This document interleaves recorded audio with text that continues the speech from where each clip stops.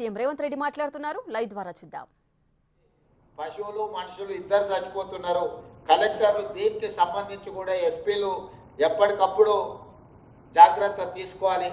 ఎక్కడైనా అనుకోని పరిస్థితుల్లో ఈ పిడుగుపాటుకి ఎవరైనా మరణిస్తే ఎంబడి ఆ కుటుంబాలను ఆదుకోవడానికి ఆ పశువులు చనిపోయినా మనుషులు చనిపోయినా వాళ్ళకి నష్టపరిహారం ఏ విధంగా ఉండాలి, వాళ్ళకి ఏదైనా సాయం చేయాలంటే కూడా ఎఫ్ఐఆర్ చేయాలా. ఎంబడెంబడే ఆ ఎఫ్ఐఆర్లు చేయించి అక్కడ స్థానికంగా ఉండే ఎంఆర్ఓలను మిగతా అధికారులను కూడా అప్రమత్తం చేసి వాళ్ళను మనము జాగ్రత్తగా హ్యాండిల్ చేయాలేదని అనుకునే పరిస్థితి వస్తే కలెక్టర్లు వీటి మీద ప్రత్యేకమైన దృష్టి పెట్టాలి. అదేవిధంగా వర్షాలు వచ్చినప్పుడే వర్షాలతో పాటు సీజనల్ డిసీజెస్ అంటు రోగాలు ముఖ్యంగా అటవీ ప్రాంతంలో ఆదిలాబాదు, ఖమ్మం, భద్రాచలం, ఐటీడీఏ ప్రాంతాలలో ఉండే గిరిజనులు ప్రధానంగా ఈ అంటువ్యాధులకు బారిన పడుతున్నారు. వాళ్ళకు రవాణా సౌకర్యాలు లేకపోవడం, రవాణా సౌకర్యాలు ఉన్న వైద్య సహకారం సరిగ్గా అందకపోవడం వల్ల ఈరోజు దీనికి సంబంధించి కూడా చాలా సమస్యలు వస్తున్నాయి. వర్షాలు వచ్చినప్పుడు డెంగ్యూ కానీ, చికెన్ గున్యా కానీ, మలేరియా కానీ ఇవన్నీ దోమల వల్ల కలిగే అనారోగ్యాలు ఇవన్నీ కూడా ఎక్కడైతే నీళ్లు మల్లబడతాయో, ఎక్కడైతే మడుగులాగా నీళ్ళు ఏర్పడతాయో అక్కడ ఈ దోమలు ఎక్కువ పెరగడానికి అవకాశం ఉంది. ఎంబడే వాటి మీద కిరోసిన్ చల్లడం కానీ లేకపోతే దోమల మందు కొట్టడం కానీ వీటన్నిటికీ సంబంధించి కూడా ముందస్తు జాగ్రత్తలు తీసుకోవాలి. ఎక్కడికక్కడ డ్రైనేజ్ క్లీన్ చేయడం కానీ, మోరీలను క్లీన్ చేయడం కానీ, అవసరమైతే దానికి అవసరమైన మందులు చల్లడం కానీ చేయడం కానీ ఇమ్మీడియట్గా దీనికి సంబంధించి తీసుకోవాలి. అదేవిధంగా పిహెచ్సి సెంటర్లలో, జిల్లా ఆసుపత్రుల, ఏరియా హాస్పిటల్స్లో కానీ, డిస్టిక్ హాస్పిటల్స్లో కానీ డాక్టర్లు అందరూ కూడా విధులలో ఉండేటట్టు చూడాలి. డాక్టర్లు ఎవరు ఆబ్సెంట్ అయినా, వైద్య సిబ్బంది రాకపోయినా కూడా ప్రజలకు అసౌకర్యం కలుగుతుంది కాబట్టి కలెక్టర్స్ పర్యవేక్షించాలి. ప్రభుత్వ ఆసుపత్రుల్లో పనిచేస్తున్న డాక్టర్లను అప్రమత్తం చేయాలి. వాళ్ళందరూ కూడా విధులకు హాజరయ్యేటట్టు చూడాలి. అదేవిధంగా వాళ్ళకు మందులు అందుబాటులో కూడా ఉండేటట్టుగా చర్యలు తీసుకోవాలి. ఈ వైరల్ ఫీవర్స్ కూడా వచ్చే అవకాశం ఉంటుంది. దీనికి సంబంధించి కూడా మనం తీసుకోవాలి. అదే పశువులకు సంబంధించిన విషయాల్లో కూడా అప్రమత్తంగా ఉండుకుంటూ వాటిని కూడా మనము ఎక్కడికక్కడ వాటి పశువులకు కూడా ఇబ్బంది రాకుండా అక్కడ కింది స్థాయిలో ఉండే వెటర్నరీ డిపార్ట్మెంట్స్ని కూడా అప్రమత్తం చేసి దానికి సంబంధించిన చర్యలు కూడా తీసుకోవాలి. వెటర్నరీ డాక్టర్లు అందరినీ కూడా మనం పూర్తిగా అందుబాటులోకి ఉండాలి. మీరు ఎప్పటికప్పుడు కలెక్టర్లకు నా సూచన ఒకటే, మీరు సడన్ ఇన్స్పెక్షన్లు చేయవలసిందే. ప్రైమరీ హెల్త్ సెంటర్స్ కానీ, ఏరియా హెల్త్ సెంటర్స్ కానీ, డిస్టిక్ హాస్పిటల్స్ కానీ మీరు కలెక్టర్లు విధిగా మీరు పర్యవేక్షించాలి. మీరు సడన్ ఇన్స్పెక్షన్స్ చేయాల్సిందే. వెటర్నరీకి సంబంధించిన దాంట్లో కూడా మీరు ప్రత్యేకంగా దృష్టి పెట్టాలి. మీకు ఏఎల్సీలు, అడిషనల్ కలెక్టర్స్, లోకల్ బాడీస్ కూడా ఉన్నారు. వాళ్ళందరూ కూడా ఫీల్డ్ మీదకి వెళ్ళాలి. ఐఏఎస్ ఆఫీసర్లు ఎవరున్నా జిల్లా పరిధిలో మీరు క్షేత్రస్థాయిలో ఆపే పర్యటనలకు, సడన్ ఇన్స్పెక్షన్లకు ఖచ్చితంగా వెళ్లాల్సిందే. సెకండ్ హాఫ్ అంతా ఆఫీస్లో కూర్చోండి. ఫస్ట్ హాఫ్ పొద్దున్నే 7 o'clock లేచి మీరు ఫీల్డ్ మీద ఎప్పుడైతే ఇన్స్పెక్షన్స్ పోతారో మిగతా కింది స్థాయి సిబ్బంది కూడా అప్రమత్తంగా ఉంటారు.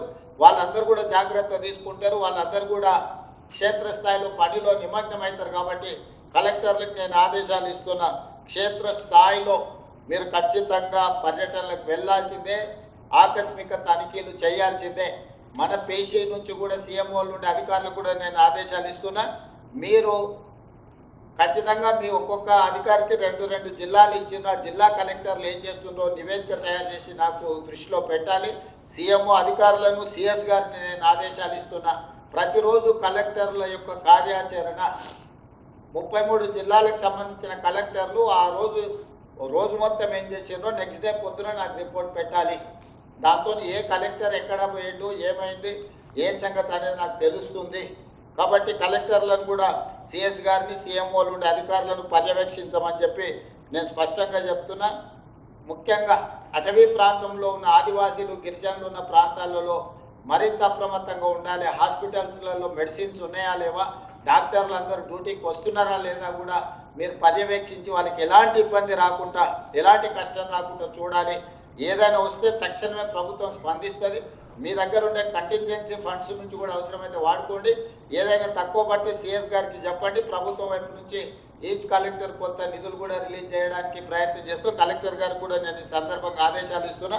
అత్యవసర సమయాలలో కలెక్టర్లకు ఖర్చు పెట్టడానికి కొన్ని నిధులు కూడా వాళ్ళని అడిగే పరిస్థితిని బట్టి అప్ టు 1 crore వరకు వాళ్ళ ఖాతాలలో నగదు ఉండేటట్టు చూడండి. అత్యవసరంగా కలెక్టర్లు ఏదైనా అవసరమైతే వాళ్ళు ఆ క్షేత్రస్థాయిలో వాటిని వినియోగించుకోవడానికి, ఎందుకంటే చిన్న చిన్న అవసరాలకు కలెక్టర్లు నిధుల కోసం ఎదురు చూడాల్సిన పని లేదు, వాళ్ళకు అందుబాటులో పెట్టండి. అదేవిధంగా మనకు నీటిపారుదలకు సంబంధించి కూడా ఉత్తమ్ కుమార్ రెడ్డి గారు క్లియర్గా చెప్పారు, మీరు వచ్చే నీరును వడిసి పట్టుకోవాలి, వడిసి పట్టుకున్న నీరును సరైన విధంగా వినియోగించుకోవాలా. నీళ్లు ఇరవాలి, ఎవరు ఫోర్స్ చేస్తే అట్లా కాకుండా రేషనలైజ్ చేసి ఏం అవసరం ఉంది. ఎందుకంటే జూలైలో 21% మైనస్ వర్షపాతం ఉంది, కాకపోతే మంచి వర్షాలు వస్తాయని ఎక్స్పెక్ట్ చేస్తున్నాం. గోదావరి బేసిన్లో కొంత తక్కువ ఉంది, కృష్ణా బేసిన్ కొంత బాగానే ఉంది, కానీ గోదావరి బేసిన్లో కొంత తక్కువ ఉంది. గత సంవత్సరం మనము దేశంలోనే అత్యధికంగా 2,85,00,000 మెట్రిక్ టన్నుల వరి ఉత్పత్తి చేసి దేశంలోనే మొదటి స్థానం నిలబడ్డాం. ఈరోజు ప్రజలు వరి ఉత్పత్తిలో చాలా పోటీ పడి పెడుతున్నారు, కాబట్టి ఎలాంటి క్రాప్ లాస్ లేకుండా వాటర్ మేనేజ్మెంట్ అనేది అత్యంత కీలకం, కాబట్టి దాని మీద కూడా దృష్టి పెట్టాలి. అదేవిధంగా ఫర్టిలైజర్ కూడా ఈ వ్యవసాయానికి సాగునీటికి 2 ఇంటర్లింక్డ్, ఒక శాఖ ఇంకొక శాఖతో సమన్వయం చేసుకోవాలి. నాట్లు ఎంత వేసేదు, ఎంత అవసరం ఉంది, అక్కడ ఆదిలాబాద్ నుంచి మొదలుపెట్టి అచ్చంపేట వరకు వివిధ జిల్లాలలో కొన్ని రోజులు వెనుక ముందు వర్షపాతం, గోదావరిలో ఆగస్టులో నీళ్ళు వస్తాయి నార్మలీ, కృష్ణాలో కొంచెం ముందు వస్తాయి, కానీ దాని ప్రకారం వ్యవసాయం కూడా జరిగితే యూరియా కూడా ఏ రకంగా తీసుకోవాలో ఈ నీళ్లను అంచనా వేసుకుంటూ వర్షాలను దృష్టిలో పెట్టుకొని కంప్లీట్గా వాటర్ మేనేజ్మెంట్ చేసుకుంటూ ఈ వ్యవసాయానికి తగ్గట్టుగా ఈరోజు మనము ఎరువులను కూడా రైతులకు అందుబాటులోకి తీసుకురావాలి. చాలా వరకు మన దగ్గర స్టాక్ ఉంది, బఫర్ స్టాక్ ఉంది. మన ఫ్యూచర్ రిక్వైర్మెంట్ ఆగస్టు మంత్కి స్టాక్ లేకపోతే కేంద్రం నుంచి తెచ్చుకుంటాం, కానీ ఇవాళ టీవీలలో పేపర్లలో చాలామంది క్యూలో నిలబడ్డట్టుగా ఫోటోలు వీడియోలు పెడుతున్నారు. ప్రజలని ఎరువులు దొరకడం లేదని ఒక ఆర్టిఫిషియల్ షార్టేజ్ క్రియేట్ చేసి, లేదా ప్రజల్ని సోషల్ మీడియాలో భయపెట్టి ఎరువులు అయిపోతున్నాయి, ఎరువులు దొరకడం లేదని జనాలు ముందస్తుగానే షాప్ 10 గంటలకు తెరిస్తే 7 గంటలకి వచ్చి జనాలు నిల్చునే పరిస్థితి కల్పిస్తున్నారు, లేకపోతే చెప్పులు పెడుతున్నారు, అవి తీసుకొచ్చి సోషల్ మీడియాలో పెడుతున్నారు. అందుకనే కలెక్టర్లకు ఏం చెప్తున్నా అంటే, మీ దగ్గర ఎన్ని షాపులు ఉన్నాయి, వాళ్ళ దగ్గర స్టాక్ ఎంత ఉంది, ఆ రోజు ఎంత స్టాక్ వాళ్ళు ఇవ్వగలుగుతారు. బయట నోటీస్ బోర్డు పెట్టి క్లియర్గా డిస్ప్లేలో పెట్టండి. మీరు స్టాక్ ఎంత ఉందో ఆ స్టాక్ వాళ్ళతో పెట్టించండి. బయట ఖచ్చితంగా వాళ్ళు స్టాక్ ఎంత ఉంది, ఎంత అవైలబుల్ ఉంది, ఎవరు ఏం పరిస్థితి ఉన్నది, ఏమి ఇస్తారనేది ఈ ఎరువుల డీలర్లతో ఖచ్చితంగా బయట పెట్టించండి. మీరు ప్రతి ఎరువుల షాప్ దగ్గర 2 పోలీసులను, అదేవిధంగా రెవెన్యూ సిబ్బందిని పెట్టండి స్ట్రీమ్లైన్ చేయడానికి. దాంతో నమ్మకం వస్తుంది. మీరు ఎవరు భయపడాల్సిన పని లేదు, స్టాక్ ఉన్నది, ప్రభుత్వం ఇస్తుంది, ఇప్పిస్తుంది, మీరెవరు దీంట్లో భయపడాల్సిన అవసరం లేదు అనేది క్లియర్గా వాళ్ళకి చెప్పాలి. కాబట్టి ఈరోజు మీరు చాలా వరకు ఎరువులు ఉన్నా కూడా పెద్ద పెద్ద లైన్లు కనిపించి షార్టేజ్ ఉందని ఒక కృత్రిమమైన వాతావరణాన్ని సృష్టిస్తూను దాన్ని కలెక్టర్లు అప్రమత్తంగా ఎదుర్కోవాలి. మీ ప్రాంతంలో ఉన్న మీ కలెక్టర్ పరిధిలో ఎన్ని షాపులు ఉన్నాయి, ఎక్కడ ఉన్నాయి, దాని యజమానులు ఎవరు, వాళ్ళ ఫోన్ నెంబర్లు ఏంటి, అక్కడ ఉన్న స్టాక్ ఏంటి, మొత్తం మీ దగ్గర ఆన్లైన్లో ఉండాలి. అక్కడ బయట వాళ్ళకు బోర్డు పెట్టి బోర్డులో వాళ్ళతోని రాపించి ఇంత స్టాక్ ఉంది మేము ఇస్తామని చెప్పి మీరు మొత్తం డిస్ప్లే పెట్టి ప్రజలకు అందుబాటులో పెట్టాలి. దాంతో ఏంటంటే ఎవరైనా అబద్ధాలు ప్రచారం చేయదలుచుకున్న బోర్డు ఉంటే అది జనాలకు అర్థమవుద్ది, ఓహో ఇక యూరియా ఉన్నది, లేకపోతే ఇతర ఎరువులు ఉన్నాయి, సమస్య లేదు, మేము స్టాక్ ఎప్పుడు వచ్చినా తీసుకోవచ్చు అని. కాబట్టి బయట విజిబుల్గా వాళ్ళతోని బోర్డు పెట్టించే ప్రయత్నం చేసి ప్రజలకు ఎప్పటికప్పుడు చేయాలి. దాన్ని పర్యవేక్షించడానికి కూడా మీరు స్థానిక రెవెన్యూ అధికారులను, పోలీస్ సిబ్బందిని కూడా వినియోగించుకోండి రేషన్ ఈ ఫర్టిలైజర్ షాప్ల దగ్గర. లేకపోతే ఏమైందంటే ఇది ప్రాబ్లం అవుతుంది. అదేవిధంగా ఈ ఎరువుల డైవర్షన్, మేము జేపీ నడ్డా గారిని కలిసినప్పుడు వారు ఒక అబ్జర్వేషన్ చెప్పింది, 20-25% ఎరువులు వ్యవసాయం కాకుండా ఇతర కార్యక్రమాలకు డైవర్ట్ అవుతున్నాయి. ముఖ్యంగా డీజిల్, దీంట్లో పొగ తగ్గించడానికి, పొల్యూషన్ తగ్గించడానికి ఈ సబ్సిడీ ఎరువులను వాడుతున్నారు, యూరియాను వాడుతున్నారని వారు చెప్పిండ్రు. కాబట్టి కలెక్టర్లకు ఈ డైవర్స్ అయ్యేదాన్ని లేదా పక్క రాష్ట్రాలు బార్డర్ రాష్ట్రాలు మహారాష్ట్ర సరిహద్దులో ఉండే వాటికి కానీ కర్ణాటక సరిహద్దుల్లో కూడా పోలీసులను కొంత అప్రమత్తం చేయాలి, అక్రమ రవాణా జరగకుండా. ఈరోజు ఇతర వ్యాపారాలకు కమర్షియల్లో కొనుక్కోవాల్సిన యూరియా ఈరోజు సబ్సిడీలో అగ్రికల్చర్కి ఇచ్చే యూరియాని వాళ్ళు దారి మళ్లిస్తున్నారని చెప్పి కేంద్ర మంత్రి మాకు చెప్పడం జరిగింది. తెలంగాణ రాష్ట్రంలో అట్లా 20 నుంచి 30% దారి మల్లుతుందని చెప్పి కేంద్ర మంత్రి గారు మాకు చెప్పారు. మేము నేను ఉత్తమ్ కుమార్ రెడ్డి గారు పోయి కలిసినప్పుడు. సో ఈ సందర్భంగా ఇప్పటివరకు నేను అది నోటీస్ చేయలేదు, అధికారులు కూడా నోటీస్ చేసినో లేదో నాకు తెలియదు. క్లియర్గా కేటగారికల్ ఇన్స్ట్రక్షన్స్ ఇస్తున్న కలెక్టర్లకి తక్షణమే వ్యవసాయాన్ని కాకుండా ఇతర వ్యాపార అవసరాలకు యూరియా ఎవరు దారి మళ్లించినా కఠినంగా వ్యవహరించండి, క్రిమినల్ కేసులు పెట్టండి. ఎవరున్నా కూడా ఎవరిని స్పేర్ చేయాల్సిన అవసరం లేదు. రైతుల కంటే మనకి ఇంకెవ్వరూ ప్రాధాన్యత కాదు. రైతులకు నష్టం జరిగే పని, రైతులకు కష్టం జరిగే పని ఎవరు చేసినా కూడా వాళ్ళని ఉపేక్షించడానికి వీల్లేదు. ఖచ్చితంగా మీరు వాళ్ళకి సంబంధించిన నిర్ణయాలు తీసుకోండి. తర్వాత ఈ యూనిట్లపై అంటే ఈ యాడ్ బ్లూ అండ్ డిఈఎఫ్ తయారీ యూనిట్లపై కూడా కఠినమైన దీంట్లో ఒక నిఘా పెట్టి వీళ్ళ మీద కూడా చర్యలు తీసుకోవాలనేది కేంద్ర ప్రభుత్వం నుంచి మనకు ఆదేశాలు ఉన్నాయి. టోల్ ఫ్రీ నెంబర్ కూడా ఉన్నాయి. టోల్ ఫ్రీ నెంబర్ను కూడా ఫిర్యాదుల కోసం ఇట్లాంటివి వస్తుంది కదా, దాని కలెక్టర్లు అందరూ షాప్ల ముందర డిస్ప్లేలో రాపించి పెట్టండి. ముఖ్యంగా బస్ స్టాండ్లలో అక్కడక్కడ కూడా అవసరమైతే ఈ ఎరువులకు సంబంధించి ఏదైనా ఉంటే ఏదైనా ఫిర్యాదు ఉంటే చేయడానికి టోల్ ఫ్రీ నెంబర్ని పబ్లిక్ ప్లేస్లలో కూడా మీరు దాన్ని కనిపించేటట్టుగా పెడితే దాంతో మనకు ఏదైనా కంప్లైంట్ వస్తే ఇమ్మీడియట్గా అడ్రస్ చేయడానికి ఉంటుంది. చివరగా రేషన్ కార్డు అత్యంత ప్రతిష్టాత్మకంగా మనం కార్యాచరణ తీసుకున్నాం. మన తుంగతుర్తిలో పెద్ద ఎత్తున మనం ప్రారంభోత్సవం చేసుకున్నాం. దాదాపుగా ఇప్పటికీ రేషన్ కార్డులకు సంబంధించి మనం చాలా కార్యక్రమాలు తీసుకున్నా రొటీన్గా జరిగిపోతుంది. ఈ రొటీన్గా జరిగే దాంట్లో 7 లక్షల పైన మనం కొత్త రేషన్ కార్డులను యాడ్ చేసి 31 లక్షల మంది దీంట్లో యాడ్ అయినరు. దాదాపు ఇప్పుడు రాష్ట్రంలో 96,95,000 రేషన్ కార్డులు ఉన్నాయి. దాదాపుగా 3,10,00,000 మంది రోజు రేషన్ను ఉపయోగించుకుంటున్నారు. ఇంతకుముందు రేషన్ కార్డు కానీ రేషన్ షాపులకు కానీ డిమాండ్ లేదు. దొడ్డు బియ్యం ఇచ్చినప్పుడు ఎవరు పెద్దగా దాన్ని పట్టించుకొని దొడ్డు బియ్యం తెచ్చుకున్న సందర్భాలు లేవు. అదేదో బ్లాక్ మార్కెట్లోనో మిల్లర్స్ ఎవరో కొనుక్కొని ఎవరో పోయేది. ఇప్పుడు ప్రభుత్వం పౌర సరఫరాల శాఖ ప్రజలకందరికీ సన్న బియ్యం ఇవ్వాలని డిసైడ్ చేయడంతో ప్రతి వాడు ఖచ్చితంగా సన్న బియ్యం తీసుకుంటున్నాడు. ప్రతి మనిషికి 6 కిలోల చొప్పున 3,10,00,000 మందికి ఈరోజు తెలంగాణ రాష్ట్ర ప్రభుత్వం సన్న బియ్యం ఇస్తుంది. నిన్న మొన్న పౌర సరఫరాల శాఖ 3 నెలలకు ఒకేసారి సంబంధించిన రేషన్ ఇచ్చింది. దాంతో రేషన్ కార్డులకు విపరీతమైన డిమాండ్ పెరిగింది. 1 కొత్త రేషన్ కార్డులు, 2 ఉన్న పాత రేషన్ కార్డులలో పేర్లు తొలగించడం, పేర్లు చేర్పించడం, ఇవి ప్రధానమైన అంశాలు. వీటికి సంబంధించి పూర్తి స్థాయిలో కార్యాచరణ తీసుకోవాలి. అందరి సమస్యలను అడ్రస్ చేయాలి. జిల్లా కలెక్టర్లకు ఈ 25th నుంచి వచ్చే నెల 10 తారీఖు వరకు జిల్లా కలెక్టర్లకు, శాసనసభ్యులకు, జిల్లా ఇన్ఛార్జ్ మంత్రులకు కార్యాచరణ ఇది. ఈ నెల 25 తారీఖు నుంచి వచ్చే నెల 10 తారీఖు 15 రోజులు అన్ని మండల కేంద్రాలల్లో ఖచ్చితంగా రేషన్ కార్డ్స్ డిస్ట్రిబ్యూషన్ కార్యక్రమం తీసుకోవాలి. అధికారికంగా అన్ని నియోజకవర్గాలలో ఉన్న మండల కేంద్రాలలో అధికారిక కార్యక్రమాలను తీసుకొని స్థానిక శాసనసభ్యులను తప్పకుండా అందులో భాగస్వాములను చెయ్యాలి. రెండవది, ఉమ్మడి జిల్లాలకు ఇన్ఛార్జ్ మంత్రులు ఎవరైతే ఉన్నారో ఒక్కొక్క నియోజకవర్గానికి ఒక ప్లేస్లో వాళ్ళు ఖచ్చితంగా అటెండ్ కావాలి రేషన్ కార్డుల పంపిణీ కార్యక్రమంలో. జిల్లా ఇన్ఛార్జ్ మంత్రులు కూడా, ఫర్ ఎగ్జాంపుల్ మహబూబ్ నగర్ జిల్లాలో 14 అసెంబ్లీలు ఉన్నాయి. ఆ జిల్లా ఇన్ఛార్జ్ మంత్రి గారు ప్రతి అసెంబ్లీలో ఒక మండలం ఒక దగ్గర ఎక్కడో ఒక దగ్గర అంటే 14 ప్రోగ్రాంలు జిల్లా ఇన్ఛార్జ్ మంత్రి గారు ఖచ్చితంగా అక్కడ పార్టిసిపేట్ చేయాల్సిందే. ఆ కార్యక్రమాలని కలెక్టర్లు కోఆర్డినేట్ చేసుకోవాలి.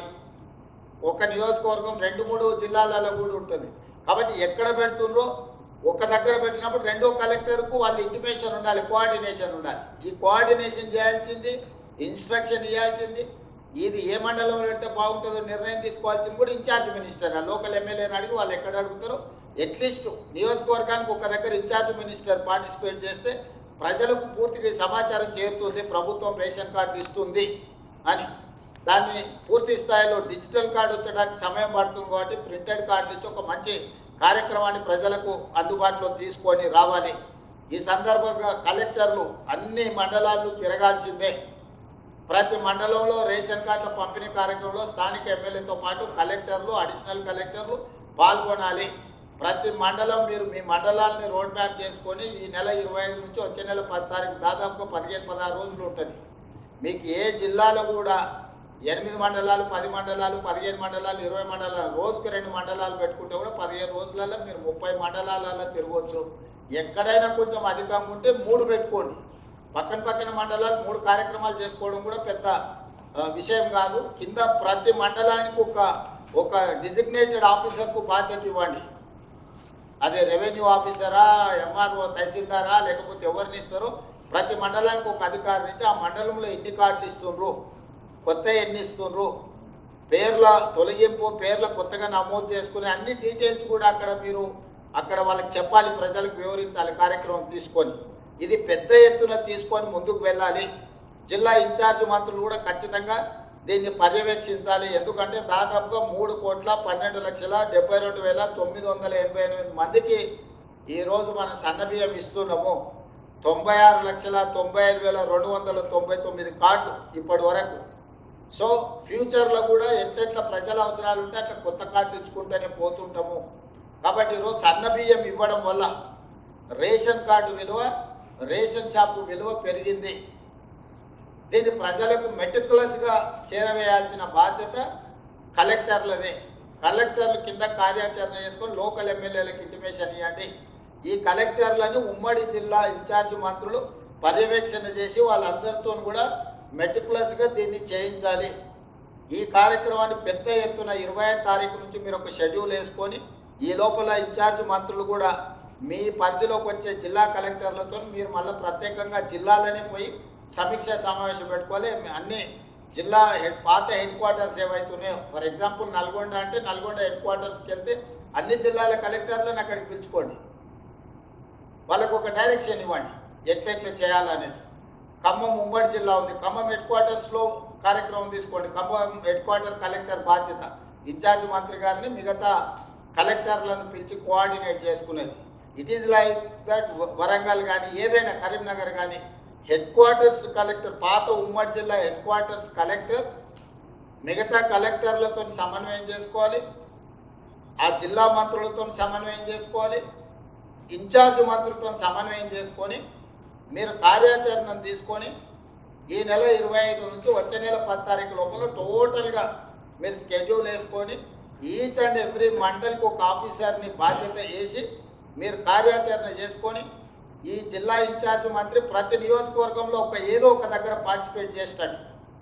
కార్యాచరణ చేసి హెడ్ క్వార్టర్స్ కలెక్టరే కోఆర్డినేట్ చేయాలి. ఇది లేకపోతే ఏమవుతుందంటే ఎవరిని కోఆర్డినేట్ చేస్తున్నారు, ఎవరు పర్యవేక్షిస్తున్నారు, ఎవరు కోఆర్డినేట్ చేస్తున్నారు, ఏం జరుగుతుందో కమ్యూనికేషన్ గ్యాప్ ఉంటే ఇది ఇబ్బంది అవుతుంది. కాబట్టి ప్రజలకు క్లియర్గా చెప్పండి, రేషన్ కార్డులు పంచడం అనేది నిరంతర ప్రక్రియ, ఎవరు ఆందోళన చెందాల్సిన అవసరం లేదు.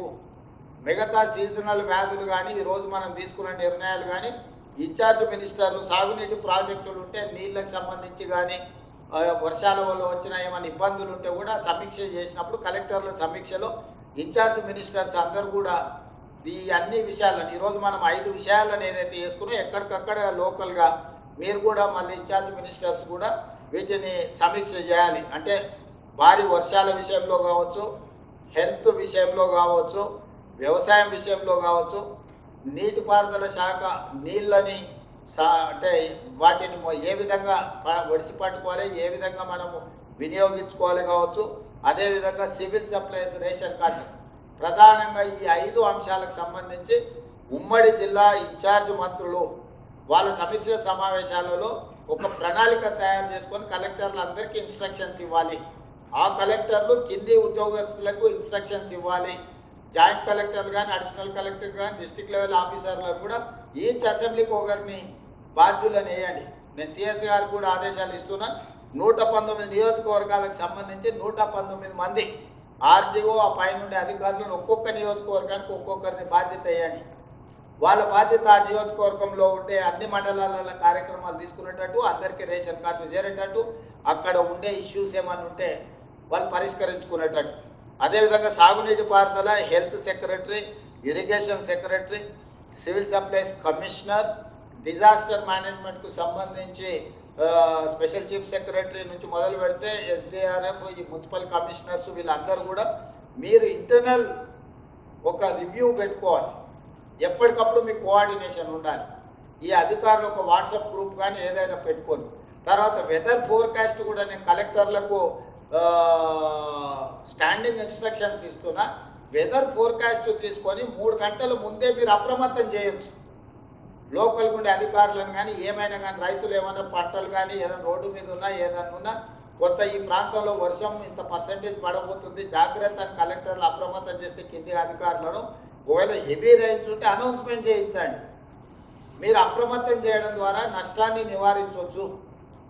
మీరు అప్రమత్తం చేయడం ద్వారా ప్రజల్ని జాగ్రత్త పడవచ్చు. ముందే కొంచెం 1 గంట ముందుగా ఇంటికి చేరుకున్నారంటే ప్రాబ్లం ఉండదు. వర్షంలో ఉన్నారంటే ట్రాఫిక్ జామ్ అయిపోద్ది, ఇతర సమస్యలు కూడా వస్తాయి. కాబట్టి ఇది మీరు వీటన్నిటికీ సంబంధించి కమాండ్ కంట్రోల్ రూమ్ నుంచి కూడా మీకు ఏం కావాలో ఫీడ్బ్యాక్ ఇస్తారు. ఇమ్మీడియట్గా కలెక్టర్స్ ఏదైనా ఇష్యూ ఉంటే కూడా కమాండ్ కంట్రోల్కి ఇంటిమేట్ చేయండి. అక్కడ కంప్లీట్ వ్యవస్థను మనం రన్ చేస్తున్నాం. ఇంకా దాన్ని అంటే ఇంప్రూవ్ చేయడానికి ట్రై చేస్తున్నాం. కమాండ్ కంట్రోల్తో కూడా కనెక్ట్ కావాలి కలెక్టర్. ఇవన్నీ చర్యలు తీసుకోవాలి. దీనికి సంబంధించి సిఎస్ గారు కూడా ఎప్పటికప్పుడు పర్యవేక్షించాలి. సిఎస్ గారి తర్వాత పేషీలో ప్రతి అధికారికి 2 జిల్లాలు ఉన్నాయి. ఆ అధికారులు కూడా 2 జిల్లాలకు సంబంధించిన ఉమ్మడి జిల్లాలకు సంబంధించిన కలెక్టర్లతో ఇంటరాక్ట్ కావాలి. మీరు ఒక గ్రూప్ పెట్టుకొని వాట్సాప్ గ్రూప్ ఏదైనా పెట్టుకొని ఎప్పటికప్పుడు ఇష్యూస్ అందులో పెట్టడం ద్వారా ఇన్స్ట్రక్షన్స్ ఏమైనా క్లారిటీ కావాలంటే తీసుకోవాల్సిన అవసరం ఉంది. ఏ మాత్రం అజాగ్రత్తగా ఉన్నా, ఎవరు నిర్లక్ష్యంగా ఉన్నా, ఆస్తి నష్టం ప్రాణ నష్టం ఏదైనా జరిగితే ఎంతటి అధికారి అయినా ఉపేక్షించకుండా ప్రభుత్వం చర్యలు తీసుకుంటుంది. రైతులకు ఏమాత్రం నష్టం జరిగినా, పేద ప్రజలకు ఏమాత్రం నష్టం జరిగినా, ముఖ్యంగా ట్రైబల్ ఏరియాస్లో ఆదివాసీ లంబాడాసు ఇతర గిరిజనులకు ఏదైనా నష్టం జరిగిందంటే మాత్రం ప్రభుత్వం చర్యలు తీసుకుంటుంది. అందుకే అధికారులందరూ అప్రమత్తంగా ఉండాలి. ఎవరికైనా ఏదైనా ఇబ్బంది ఉండి ఏదైనా పాల్గొనలేని పరిస్థితిలో ఉంటే వాళ్ళు ప్రత్యామ్నాయంగా ఎవరైనా ఏర్పాటైనా చేస్తారు. సిఎస్ గారు దాన్ని చేసుకోండి. యూరియా మీద కూడా క్లియర్గా దృష్టి పెట్టండి. డీలర్లు అందరూ కూడా ఏ డీలర్ దగ్గర ఎంత ఉందో కూడా పర్యవేక్షించండి. ఎందుకంటే నిన్నమన్న రోజు వినిపిస్తున్న సమస్య యూరియా సమస్య. కాబట్టి దీన్ని క్యాజువల్గా స్టాక్స్ ఉన్నా కూడా సమస్యలాగా వినిపిస్తున్నది. కాబట్టి స్టాక్స్ ఉన్నాయి, మీకు ఇబ్బంది లేదా అనేది కూడా రైతులకు ఒక అవగాహన కల్పించే విధంగా కార్యాచరణ తీసుకొని అన్ని చర్యలు తీసుకోండి. ఏదైతే గవర్నమెంట్కి ఏమైనా చెప్పదలుచుకున్నా ఇమ్మీడియట్గా అధికారులు అందరూ అందుబాటులో ఉంటారు. కన్సర్న్ మినిస్టర్స్ ఉంటారు, మీ జిల్లా ఇన్ఛార్జ్ మినిస్టర్స్ ఉంటారు. మీకు ఎవరికి ఏమి క్లారిటీ కావాలన్నా, ఇన్స్ట్రక్షన్స్ కావాలన్నా పైనుంచి ఎప్పటికప్పుడు అందుబాటులో ఉంటామని తెలియజేస్తూ ఈ కలెక్టర్స్ కాన్ఫరెన్స్లో పాల్గొన్న కలెక్టర్స్కి, వివిధ శాఖలకు సంబంధించిన అధికారులకు, మంత్రివర్గ సహచరులకు, ఉప ముఖ్యమంత్రి గారికి అందరికీ కూడా మనస్ఫూర్తిగా ధన్యవాదాలు తెలియజేస్తున్నాను. ధన్యవాదాలు.